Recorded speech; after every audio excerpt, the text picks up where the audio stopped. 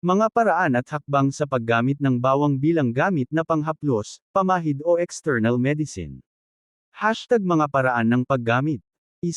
Paggamot sa mga pasa at sugat, gumamit ng bawang bilang poultice, paggamot sa labas, pantapal, upang mapabilis ang paghilom ng mga pasa at sugat. Gilingin ang bawang at haluin sa langis o tubig. Ilagay ang mixture sa mga pasa o sugat. Takpan ng bandage o gauze, gasa. 1. Paggamot sa mga kati at pangangati, gumamit ng bawang bilang topical cream upang mapawi ang mga kati at pangangati. Gilingin ang bawang at haluin sa langis o cream. Ilagay ang mixture sa mga apektadong bahagi. 1. Paggamot sa mga insect bites, gumamit ng bawang bilang poultice upang mapawi ang mga sintomas ng insect bites.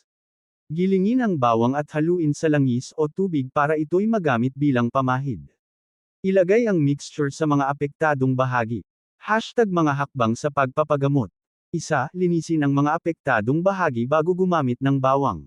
Hashtag mga kagalingan ng bawang. 1. Antibacterial. 2.